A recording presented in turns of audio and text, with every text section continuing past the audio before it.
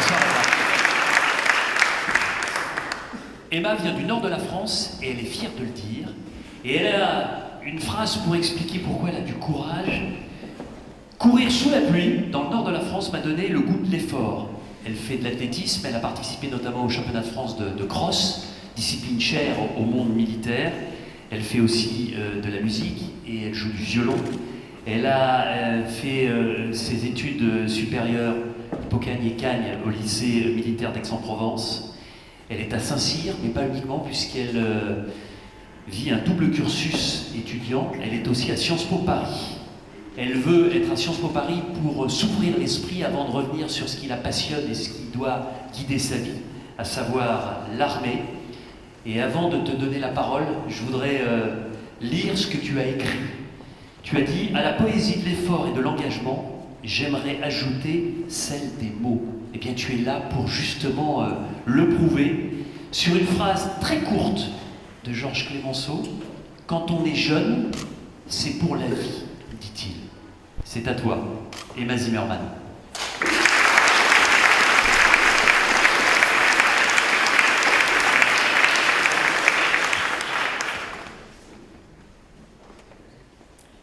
Ne vous y méprenez pas. La phrase de Clemenceau, quand on est jeune, c'est pour la vie. Ce n'est pas à ses soldats ou à ses chers compatriotes qu'il préférait la déclamer. Non. C'était à Marguerite. Imaginez un peu. Elle avait 40 ans, il en avait le double. Pierre, le fils de Marguerite, ne comprenait pas cette différence d'âge.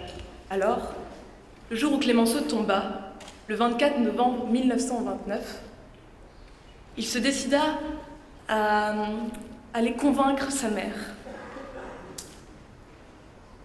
Pourquoi avez-vous choisi d'aimer cet homme? Pour la sagesse? Pour le pouvoir? Pour le tombeur des ministères? Pour le calot? Pour le culot? Mais enfin, maman, même s'il possédait tout cela, il restait un vieillard. Alors sa mère souria, s'approcha de son enfant et dit: tu n'y es pas. Quand on est jeune, c'est pour la vie. La phrase fut d'une telle force dans l'esprit du garçon qu'il se décida à en faire la maxime de sa vie. Et de cette vie, voici le récit poétique. Il entra à Saint-Cyr, ce grand-père méconnu, et son regard d'enfant aima le vieux bahut. Il y voyait la fougue, la rage et la flamme. Voici l'école qui forgera les âmes. Mais ses maîtres et cadres lui voulurent vieillir, car le chef est prudent, mûr, et doit s'appauvrir. On peut d'un jeune élève le corps assombrir, mais l'esprit s'aiguise, sans jamais s'endurcir. Parfois déçu, jamais amer, rongeant son frein de n'être pas encore un cavalier du Rhin, bousculant dans certains rêves trop enflammés le Reich terrible et son guide illuminé. Il se voyait toindre par le baptême du feu. Mais c'était l'année 40. Frappé par Dieu, il tomba, terrassé par les obus des cieux. Mais la jeunesse n'est quand éteinte, on la veut. Et l'orgueil piqué, il survit, se relève, s'élance dans l'ivresse qui le porte en rêve. Puis, c'est l'Indochine, la vallée infernale. Le héros s'appelle... se voit général. Il n'est pas marsouin, alors Afrique, adieu. Enchaînant des salsas de démons et de feu, tenant 3 nuits par semaine sans prendre d'air, un obélisque en sa compagnie, droit et fier, bien tracé, comme une astérisque légionnaire. Pour la France et l'amour de son fils, sa bataille, il part en Algérie, loin de sa grisaille, il se bat, se dépasse, et là, c'est le drame. Comprend qu'il ne sera pas le capitaine Flamme. Car voici le putsch où son ardeur le conduit. Il fait face à la justice et jamais ne fuit. Jugé à Marseille, on lui passe un savon. C'est la même lessive à Saint-Marc en prison. Mais un sourd reproche en son cœur l'accable, muet. Il accuse de sa jeunesse les excès et souhaite vieillir s'abandonner au temps, puis renoncer aux petits émerveillements. Il ne comprenait plus les choses ni les gens. C'était l'époque du président Mitterrand. Avant de s'éteindre, il voulut revenir vers le passé, revoir les portes de Saint-Cyr. Et là, découvre le désastre. Stupéfait, dans les rangs glorieux de nos élèves officiers, rangs qui ont vu Foucault et De Gaulle passer, deux filles osant le shako, portant l'épée. Il contempla l'outrage, les dévisagea. À ce tribunal, sa jeunesse, il convoqua. Mais loin de servir à ses regrets d'avocat, elle le fit tressaillir, et plus, le secoua. Ce vieux soldat chenu, et qui se croyait mort, d'un long frisson fut parcouru de tout son corps. Il avait 20 ans, sourit dans une larme. Découvrant ce secret blotti dans son âme, il murmura : « La jeunesse est une femme. »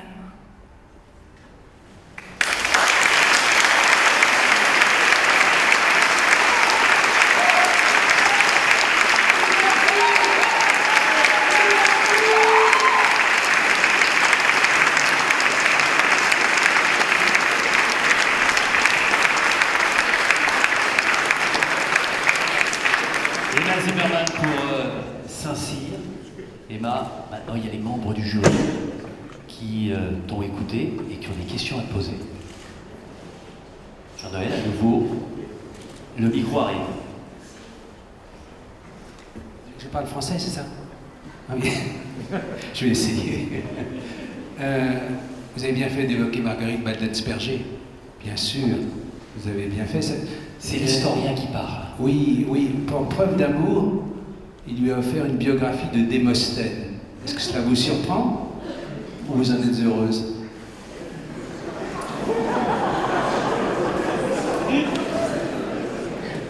Alors, je vais vous expliquer quelque chose. J'ai lu aussi une courte... la préface, en fait, des lettres à une amie, lettre qu'a écrite Clémenceau à Marguerite, et il parlait en effet de Démosthène. Donc, ce que je fais en bon élève, je vais sur Wikipédia, je clique Démosthène, et en fait, j'ai même pas compris, parce qu'il y a 20 pages, et il n'y a aucun moment où je pensais que ça allait être un mythe ou une figure. Mais en fait, si j'ai bien compris, Démosthène, c'était des pensées, c'était des mots, c'était des aventures, mais rien qui m'a vraiment marqué. Alors je pense que c'est aussi ce que voulait Clémenceau auprès de Marguerite, lui dire des pensées, des mots, des aventures, mais juste pour que ces mots lui marquent et pas vraiment ce qu'il racontait.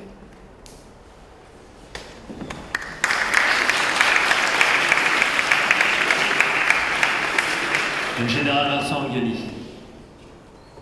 Il y a donc un rapport entre féminité et temps qui s'écoule?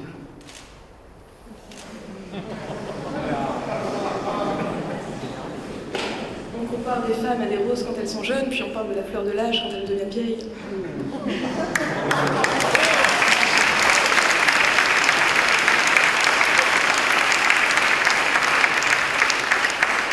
La question c'était 4 secondes et demie, la réponse 5 secondes. Ça s'est joué vraiment à 3 fois rien. Une troisième question. Allez, on commence par Bertrand, et puis ensuite Sophie. Ah, Je voulais juste faire remarquer que les marguerites n'ont pas d'épines. Bertrand Berrier. Emma, nous partageons de toute évidence une passion commune pour la meilleure chanson française. L'ancienne. Bien sûr, la meilleure. D'où ma question, quand on est à Saint-Cyr, est-ce que c'est si facile d'être une femme libérée?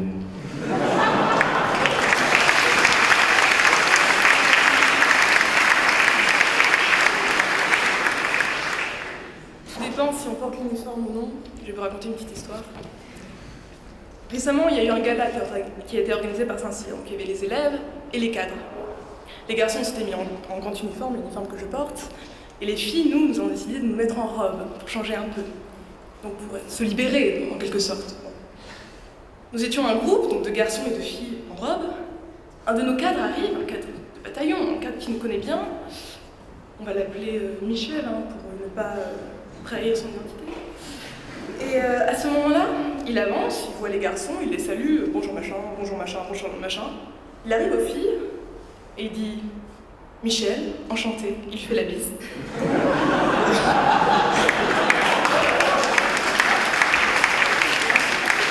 La deuxième, toujours à Saint-Cyr, elle était au Rassemblement des couleurs le lundi matin, mais c'est pas grave.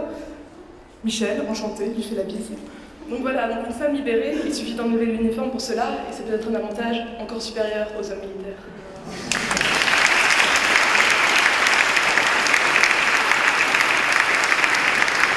Elle vient de Saint-Cyr, elle est également à Sciences Po et elle est en uniforme ce soir, Emma Zimmermann.